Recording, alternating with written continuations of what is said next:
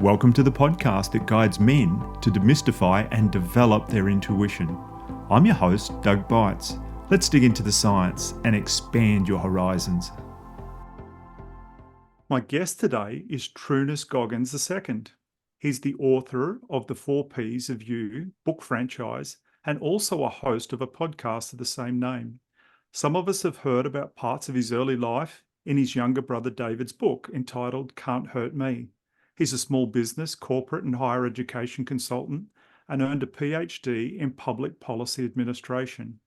He's a veteran of the US Navy, earning 5 Navy and Marine Corps achievement medals. He works in his spare time to develop veteran programs designed to assist the transition to civilian life by active duty soldiers, sailors, airmen, and Marines. Trunnis, welcome to the podcast. Thank you for having me, Doug. It's a pleasure to be here. Yeah, my pleasure. At the end of the bio there, you just mentioned about developing veteran programs to assist them with their transition to civilian life. I'm curious, is that something that you struggled with when you retired? Oh, absolutely, I did. When I got out now, and the funny thing is I came into the Navy at a very old age, at an older age. So my transition back into civilian life should have been a lot easier, but it wasn't. Um, the transition back into civilian life is very difficult. The camaraderie that you have in the military, and I've seen, matter of fact, in this is in many NATO countries and what have you, we're really tight. We're a close-knit bunch.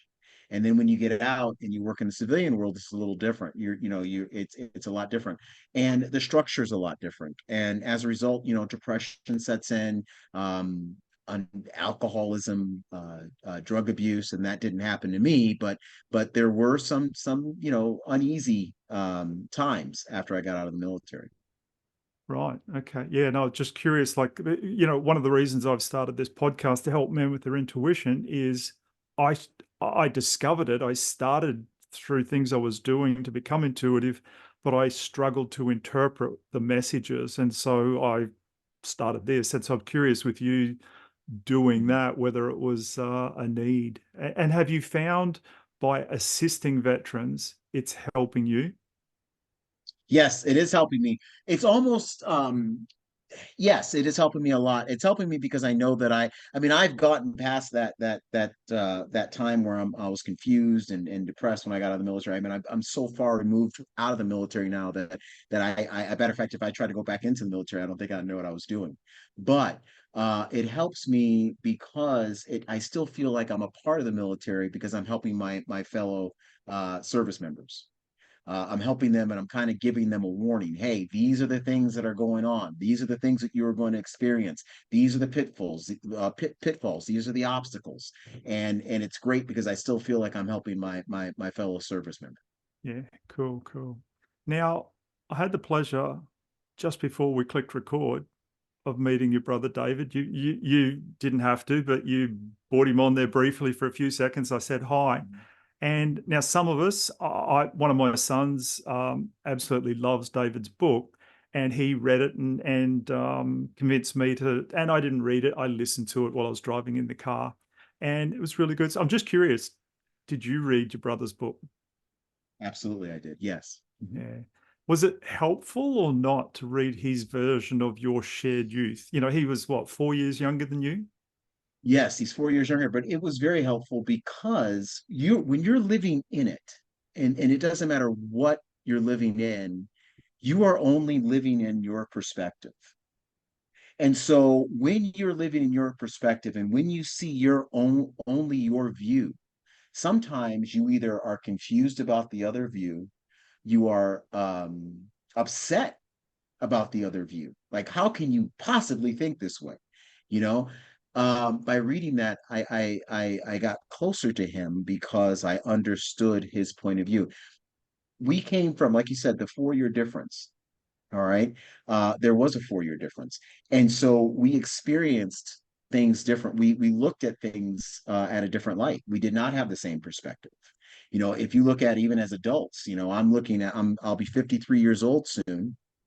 And I can look at myself as a 40-year-old and I'm like, wow, you're an idiot, because But again, like I said, I had 13 years extra on the 40-year-old me to kind of, that extra experience gave me a different perspective.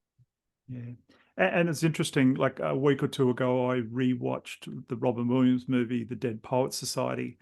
And when he's, teaching those boys in that boys' school in the class, all of a sudden he stands up on the desk at the front of the class and he says, I want all of you to line up around behind me now. And I want you to all, one at a time, view the room from up here. Mhm. And they all thought he was mad. Like what could be so different? But they all got up there one by one, and they all realized the view was very different when from a different angle, or and a young baby can't stand up on a desk. They don't have the ability to. But as we grow, we and his point was, have a look at things differently from a different angle, and you'll see other people's version of what's going on and that sort of thing. Absolutely. And I guess for those who haven't read David's book or are not familiar with it at all, it talks about many things, but one of them, like in the early chapters, the struggles that you boys had, and your mother had with your father. He was a very particular strong father. Hmm. And he insisted on things being done his way. Yeah. So yeah, and that caused a lot of challenges for you and things like that. So um, I'm wondering what emotions stirred in you as you read his version. It just brought back memories. It brought back many memories, as a matter of fact. The thing is I had 12 years, and again, I stayed on, with my father after that. But there were times where we were, even our beginnings. If you look at it, and this is not in the book, but when I was a young kid, my dad worked all the time. He worked all the time. So what my mother would do when I was a young kid is my mother would take me into the bedroom where my dad was. And he would, as my dad was getting ready for work, I would go into the bedroom and sit and commune with my dad and talk with him. Okay. And this is at a very young age, like 2, 3, 4 years old. At the end of each time, he would get ready, he'd come down, and I distinctly remember this. He would walk down the stairs because he was a nightclub owner, and so he'd come downstairs in a suit and what have you. And before he came downstairs, it was my job to say the star is coming and give him in like this grand thing. And it was a fun thing because I couldn't wait to do that. So we had a different type of relationship. The other thing about the relationship I had was I was Trunnis Goggins II. Okay. And I'm not going to, and I know that my siblings, all of them, I have four sisters as well, and all of them would say I was treated a little different. And I was. I got away with some things that no one else got away with. I got some things that no one else got. I also had to pay for things that no one else had to pay for. I mean, there were times, you know what I mean? I was held to a different standard. So my relationship was different. My dad really, he thought that I was going to be the heir apparent. And I think that's what he did. And as a result, some good things from it. There were some bad things because, he wanted me to grow up a little faster than I wanted to grow up. But, that's how it is. So when I read my brother's book, I read and I did. I saw the disparity. I saw the I don't maybe acts of favoritism. Maybe the I'll look the other way if you do it, but if this guy does it, I'm not going to worry about it. And I did. I did feel a little like, man, I felt bad. I really did. Yeah. Yeah, I know. Like for those who haven't read the book, you and your brother, like your brother describes a very hard upbringing. Your father was very strict, and made you work. Like once you finished school, you went to the roller skating rink and worked till midnight. Yeah. As young boys in elementary school, crash asleep up in. And David talks about falling asleep in class. Did you have those issues as well? Yeah. Well, once. Yeah. That's it, because I made sure I paid for that. And I would never ever I never fell asleep in class before. When I got older, I got a car. I had a very nice, I mean, I had one of the nicest cars at school. And what I would do in order for me to keep this car, so to speak, it was a 1987, I'm showing my age, Pontiac Firebird Formula. It was beautiful. It was absolutely a gorgeous car. It was black. It's just one of my favorite movies as a kid was Smokey and the Bandit. So Yep. that really, yeah, exactly. So anyway, what I would do is we lived in Williamsville, New York, which is a suburb of Buffalo. And so the school system in Williamsville and the school system in Buffalo were off. So if they had a day off of school in Buffalo, that means my father would have what's called an all-night skate, and it would be 7 to 7. And I remember when I was older as a teenager that I would go to I would leave home at 7 o'clock or maybe 6:30, whatever time. I would work until 7 in the morning. But if school was going on where I went at 7:45 is when it started. My father would say, "You go and you get to school and you make it there on time." Now remember, I just got finished working 12 hours overnight, and then I would go straight to school. Okay. Wow. And my father was you did not fail. Grades always had to be good. So yeah, it caused me to be creative, even with my high school schedule. I would set it up, and it also I knew a lot about where to go to sleep in my school without getting caught, and found a lot of nooks and crannies in that school, and I would sleep in order to make sure that I stay awake. But yeah, it was a different time. I will say this though, even with my brother, it really and it was and again, I think my dad had the right answer, but the wrong method. Okay.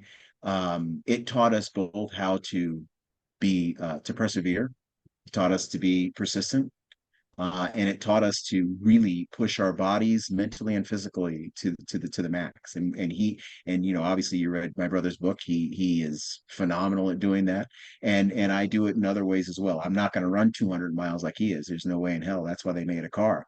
But I am definitely going to, I will push myself to the limits for sure. Yeah. So did he drive to your house today, or did you run there? I have no idea. No, no, he drove absolutely. Yeah.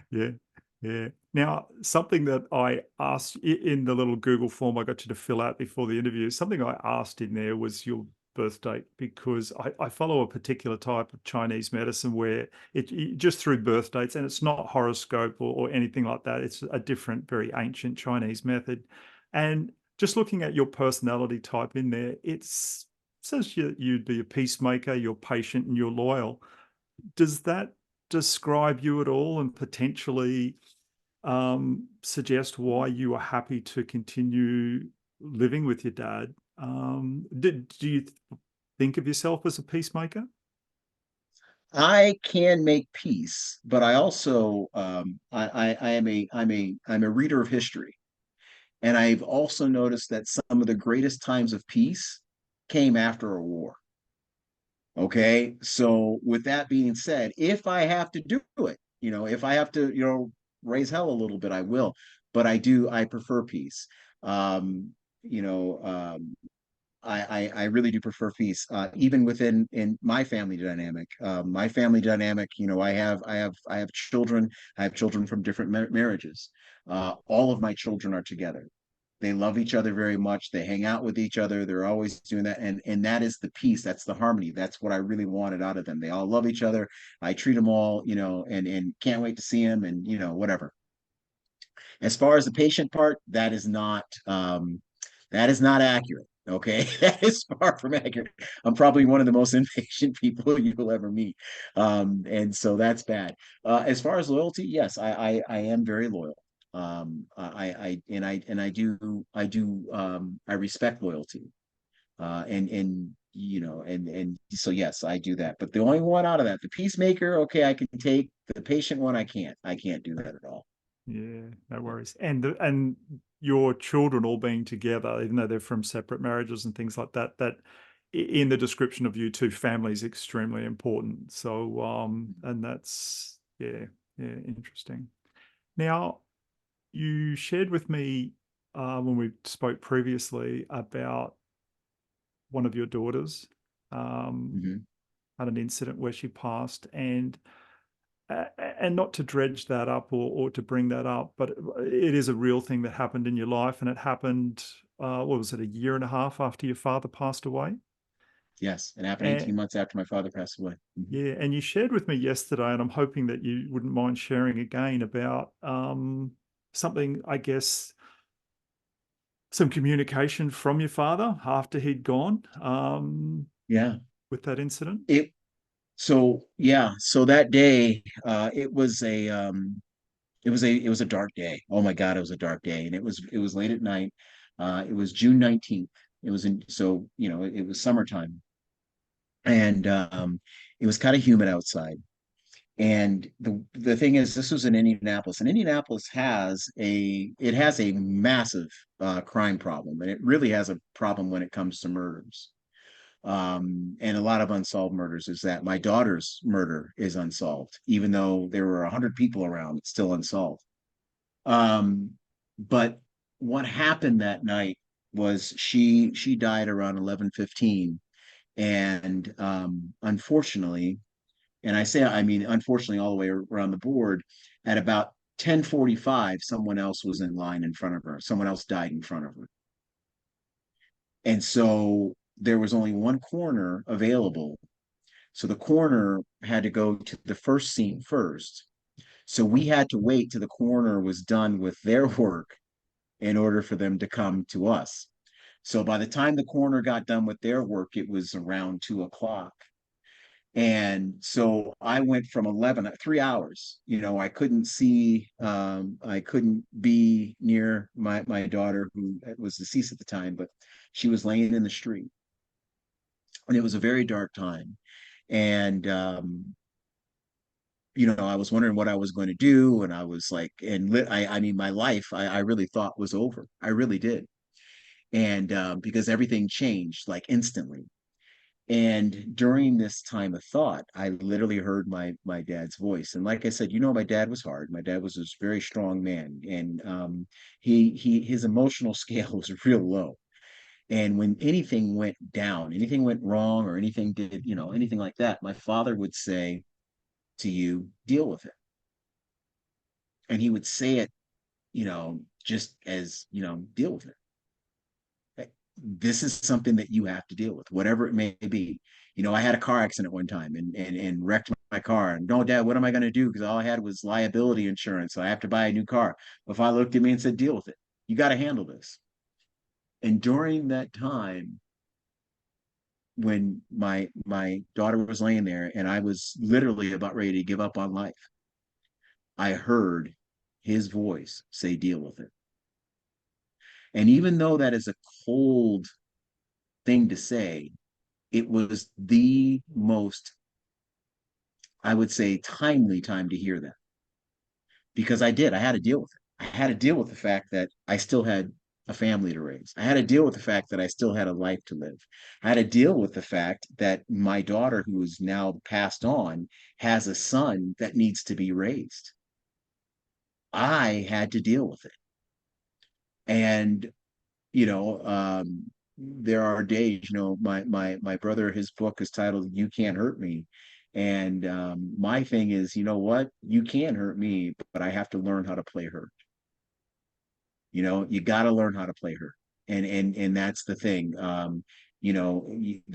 are going to be situations. There are going to be times where you're going to have to play hurt. We see it in sporting events all the time, where, you take your body to that next level, as much pain as you're going through, in order for you to win the championship. I'm a huge hockey fan, and we have the Stanley Cup. And one year I was watching, and a guy by the name of Doug Waite, I can't stand this team that he played for, right? But it was the most inspirational thing in the world. And I live by that. Doug Waite, he dislocated his shoulder. Okay. Or he actually, I think he tore a rotator cuff or something. He did some serious damage to his shoulder during the Stanley Cup. He finished and they won the Stanley Cup that year. I didn't like the fact they won the Stanley Cup that year, but what he did was when he, usually you take the Stanley Cup and you hold it over your head high.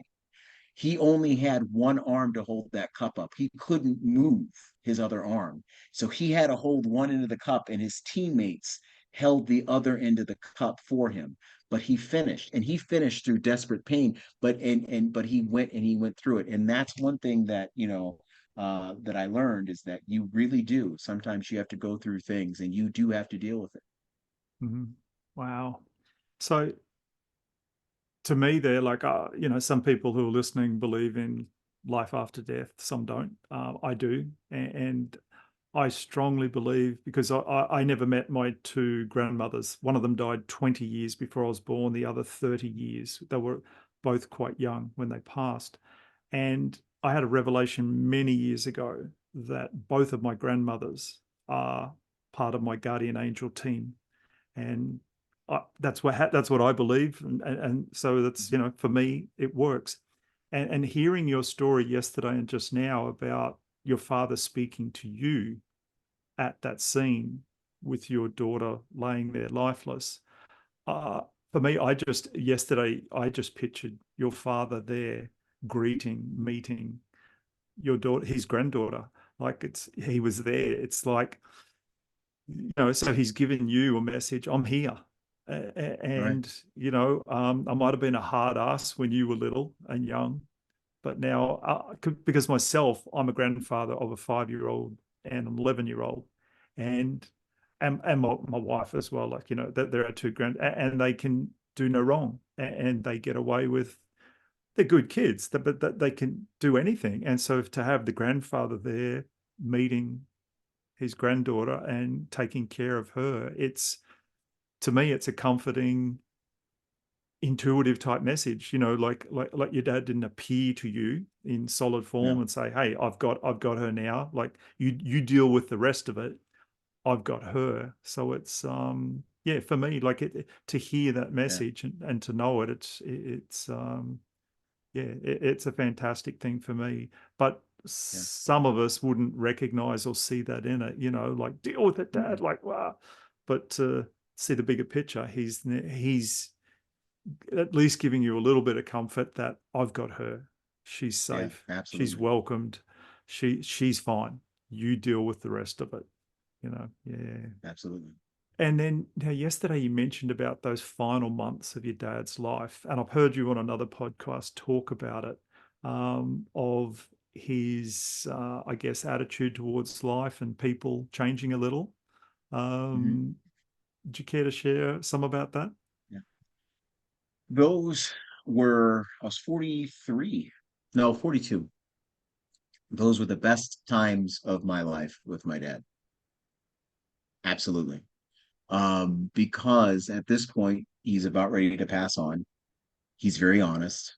He talks about his regrets. He talks about his love, his true love.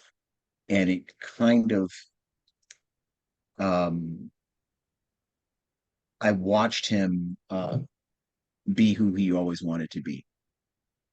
He also left me with several warnings. Some of the warnings he left me with were like, hey, these are the things you need to do. Okay. Some of the warnings he gave me through his actions. Um, I used to go, so I lived in Indianapolis at the time, and I would drive from Indianapolis, Indiana, and my dad lived in Niagara on the Lake Ontario in Canada. So what I would do is I would drive and I used to drive so much across that border that I got to the point that on certain days, if I had certain customs officers, they knew what I was doing, they'd wave me through. Right. I used to, and they would wave me through because they knew exactly where I was going. Anyway, long story short, um, you know, I got to know a lot about him during those times because I sat with him all by myself. One day I was leaving and coming home, and it stunned me because I thought he was joking, and he wasn't. His wife told me he was not joking. I said, Dad, it was we. I would stay until after the Buffalo Bills football game. Okay. And after the Buffalo Bills football game, then I'd get in the car and leave. So it's about 4 o'clock. I'd drive back home to Indianapolis. And one day I went to go leave and it stunned me. I said, Dad, I said, I'm leaving. I said, I'll be back Friday. He goes, you sure you're going to be back Friday? I said, yeah, I'll be back Friday. He goes, you better, because if you don't, I'll cry. And I thought he was joking, but I saw his face kind of get twisted a little bit. And he said he's not joking. Whenever you leave, he cries. And the other time that really got me, and it's funny because Kayla, my daughter who passed away, she drove with me this time. He was in hospice. It was over. Okay. And they did everything they can do for him. And so I called them up. It was Halloween, and I had to take the kids trick or treating before I went to Buffalo. So my daughter Kayla, my oldest daughter, was helping me with my younger kids, and so we were all doing the trick or treat together. And he called me as I was in the middle of trick or treating, and I told my daughter, go ahead and take him up to the thing. And then they came back because he was talking to me, and he goes, "Are you coming?" I said, "I'll be there tomorrow. I'll be there tomorrow morning." And like a child, he goes, "Yay!" I'm telling you right now, when he did that, I just bawled. And that was the last time I ever talked to him on the phone. I drove to Buffalo. He was alive, but and so the last time I ever talked to him was that Saturday night, and he died a few hours later. I hurried up and got there because I was like, he's gonna die. So I get there, and so my uncle, his brother, was in there. He goes, well, he hasn't opened his mouth all day. I was like, wow. So I get in there, and I said, hey, we're here. And my kids yelled, they're here, and this, that, and the other. And so he wakes up. He wakes up, and he looks at me, and he goes, go get me some apple juice. So I went and got him some apple juice, and he drank that so he can, because it's, during hospice, your mouth is dry, everything. And so we're sitting there, and he my kids were there, and he was talking to the kids and interacting with them and asking them about their grades and stuff. Very weak, very, very weak. And then he said, son, son, talking to me, he says, I need you to do me a favor, and you can't say no. And I said, all right, whatever it is. And I thought he was some deep, next level crap, you know what I'm saying? And he goes, I need you to get me out of here. And I promised him that I wasn't going to say no. So I said, so I'm sitting there thinking, and I'm like, all right, Dad, there's a wheelchair on the other side of the door. I said, if you can walk from the bed to the wheelchair, we're leaving. And he looked at me like, you son of a bitch, right? And he goes like this. He said, well, you didn't say no. I said, well, you didn't raise a dumb man either. And then we were cool. And after that, I went and sat down, and he still talked to the kids. And I was sitting there just watching him. And I don't think he saw me looking at him. And he looked at my son, my oldest son. He looked at Kayla, my daughter. He looked at my other daughter, Alexis. And then he looked at my daughter, Mona. And he looked at all of them. And then he looked at me, and he saw me, and I was kind of looking at him. And I could see the look in his eye that, he was happy. And he couldn't say much. He was still kind of weak. And he told me to come over. And I thought he wanted me to get him some more apple juice or something. I don't know. And so I walk over. He goes, no. He goes, come closer. I'm weak. And I was like, yeah. He goes, son. And this is the hardest man I ever met. He said, son, you lived the life I always wanted to live. And that's what he said to me. Those are the last words he ever said to me. And he says, and I love you. And I replied back to him. I said, you made it possible for me to live this life. And I love you too. What That was it. what a contrast to his younger years and your younger years growing up. And I just say that from the description in David's book. Mhm. of, and you've confirmed that's, a lot of that stuff. And for those who've read it, they'll know exactly what we're talking about. Those who haven't won't. He was, yeah, challenging. And, you make me think of my dad. He passed away 18 months ago, and he was in a nursing home. He had lung cancer and things like that. And at 92, he went, and he wanted to get out of there too, quite often, because we had, with the Mhm. putting mum and dad, because mum's memory's gone, um, into the nursing home, we had to sell their home and things like that. And so then once he was in there, he's like, son, you, you've got to get the money back from them, because we have to buy another house, because I can't live here anymore. And a month Mhm. before he died, this was like a brand new nursing home, state of the art, all electronic bells and whistles. um, my sister was visiting my mum, and the fire alarm went off. And so my sister took mum outside, like out, there was a little sliding door out to the garden. And 5 minutes later, the fire alarm, the announcement came, said it's okay to come back. And shortly after that, a young nurse came running into mum's room to my sister, puffing like, "It's your dad, it's your dad." And my sister was like panicked, like, what's wrong? She goes, "It's okay, we've got him." What he'd done, was very suspicious that he had set the fire alarm off. Now, he had a walking frame, and he could move his legs relatively quickly, but he would only move them like half an inch ahead with each step. So as much as he would be moving his legs, he would be very moving forward very slowly. The electronic door had opened when the fire alarm activated, and he'd escaped, and he got out. And it was on acreage property, and had a very long driveway to the street. And he was most of the Oh, way down the driveway to the street. So he would have had to have been at the door when the alarm activated to get that distance away. So yeah, he really disliked it in there. He was constantly wanting out. And absolutely. yeah, yeah, and I get it. I get what your dad's saying. Like, I've got to get out of here. There's no plan of where to go, but just get me out of here. Yeah, this is, Exactly. yeah, Exactly. yeah. But it's beautiful to hear the softening in him at the end. How he's starting to, yeah, soften, and not starting to bark orders around, and I'm in charge, and starting to accept. And recently I've just started to really tie the word love and the word acceptance together. We're able to just, he started, I mean, yeah, he wanted to get out of there, but he's accepting, telling you, Right. you've lived the life I always wanted, and things like that. And yeah, so how did that make you feel when he said those words to you? It was the greatest thing I ever heard in my life.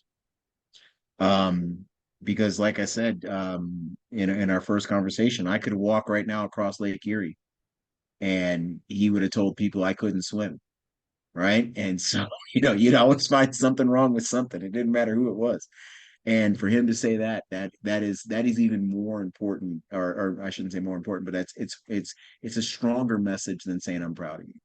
Yeah. Because it was a statement not just over a certain portion of my life.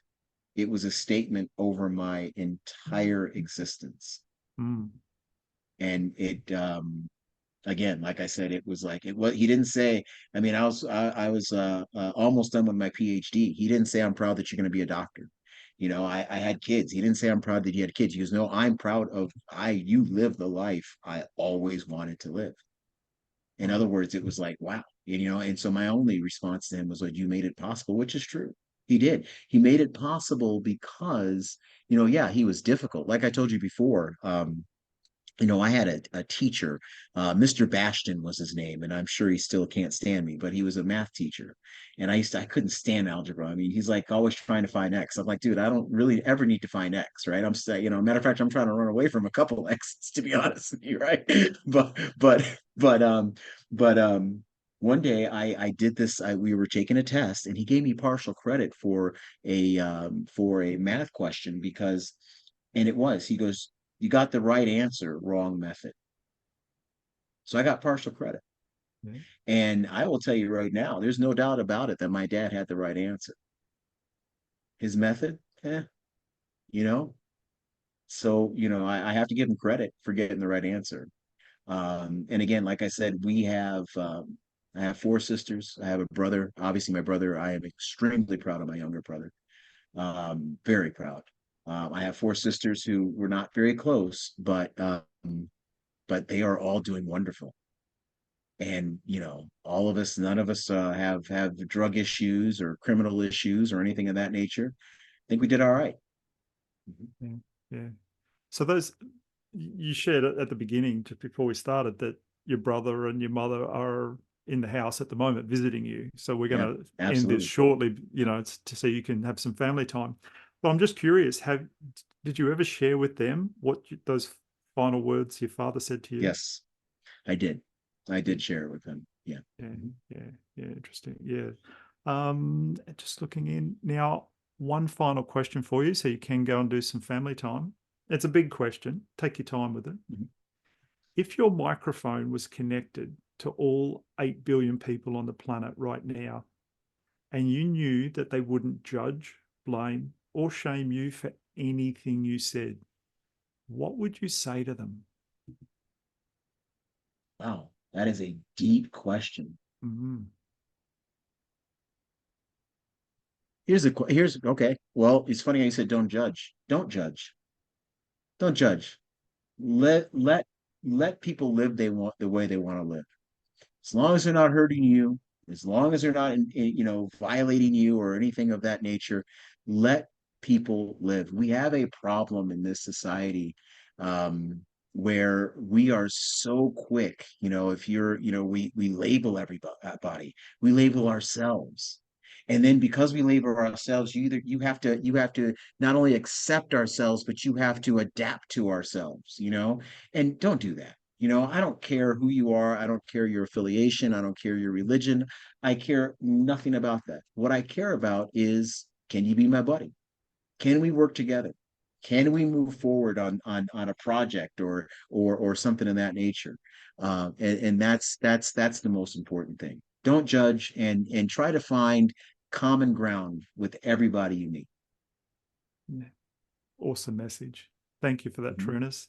Thank you. Enjoyed my time speaking with you, and thank you. You go and enjoy your family, and Thank you. catch you again. Thanks, man. Thank you so much. Thank you. We're at the end of another thought-provoking episode. Remember to subscribe so you'll be alerted to new episodes. I want to say thank you to the men who are joining me on this journey of intuitive development. I truly hope our time together has expanded your reality and reinforced trust in your ever-reliable gut feeling. Embrace your intuition. It will not lead you astray. Until next time, stay tuned, stay curious, and trust your gut.